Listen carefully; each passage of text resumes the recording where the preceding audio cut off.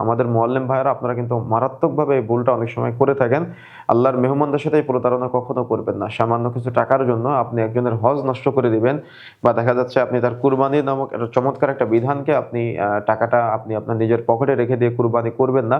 এটা কিন্তু অত্যন্ত জঘন্যতম একটা প্রতারণার শামিল। আসসালামু আলাইকুম ওয়া রাহমাতুল্লাহি ওয়া বারাকাতুহু। আলহামদুলিল্লাহ, আলহামদুলিল্লাহি হামদা শাকিরিন ওয়াসসালাতু ওয়াসসালামু আলা রাসূলিহিল কারীম, আম্মা বা'দ। প্রিয় দর্শক, ইউনাইট টিভির পক্ষ থেকে আপনাদের সবাইকে স্বাগত জানাচ্ছি। প্রিয় দর্শক, অত্যন্ত গুরুত্বপূর্ণ একটি বিষয়ে আমরা কথা বলবো আজকে। আমাদের সম্মানিত আল্লাহর মেহমান হজ যাত্রীদেরকে নিয়ে আমাদের প্রিয় মুআল্লিম ভাইয়েরা সৌদি আরবে যেয়ে থাকে। তো তারা একটা মারাত্মক ভুল করে থাকে, সেটা হলো আমাদের কাছে তথ্য এসেছে, আমাদের কাছে অনেকে প্রশ্ন করে থাকে যে হজ যাত্রী যদি নিয়ে যাই 200 জন, তো 200 জনের মধ্যে দেখা যায় যে 100 জনের কুরবানি করে বা 50 জনের কুরবানি করে আর 150 জনের কুরবানি করে না। এই 150 জনের কুরবানির টাকা তারা নিজেরা সংগ্রহ করে রাখে।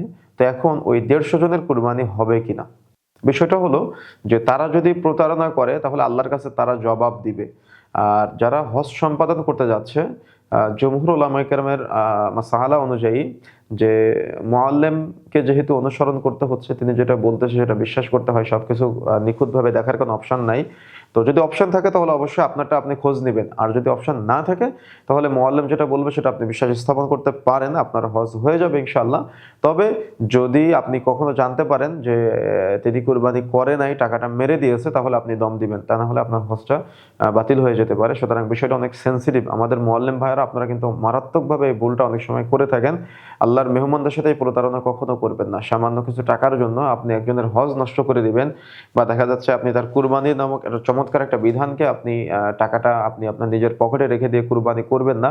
এটা কিন্তু অত্যন্ত জঘন্যতম একটা প্রতারণার শামিল। সুতরাং এই প্রতারণার সাথে জড়ালে দুনিয়া ও আখিরাতে অবশ্যই জবাব দিতে হবে। আল্লাহ সুবহানাহু ওয়া তাআলা এই প্রতারণা থেকে আমাদের দ্বীনী ভাইদেরকে বের হয়ে আসার তৌফিক দান করুন। তাদের প্রতারণার মধ্যে একটা প্রতারণা যে দেখা যাচ্ছে কুরবানির কথা 200 জনের কুরবানি করার কথা, কিন্তু 50 জনের কুরবানি করে, 150 জনের কুরবানি করে না, বা 150 জনের কুরবানি করে 50 জনের কুরবানি করে না, বা দেখা যাচ্ছে যে মাহরাম একজন মহিলার নাই, কিন্তু ওই মহিলার মাহরাম তিনি নিজে হয়ে তাকে হজ বা উমরা পালন করতে নিয়ে যায়। এগুলো নিতান্তই অনেক বড় অপরাধ। এগুলো থেকে বিরত থাকতে হবে। আশা করি বিষয়টা বুঝতে পেরেছেন। আল্লাহ সুবহানাহু ওয়া তাআলা এই প্রতারণার ফাঁদ থেকে আমাদের সবাইকে মুক্ত করুন, আমাদের সবাইকে হেফাজত করুন।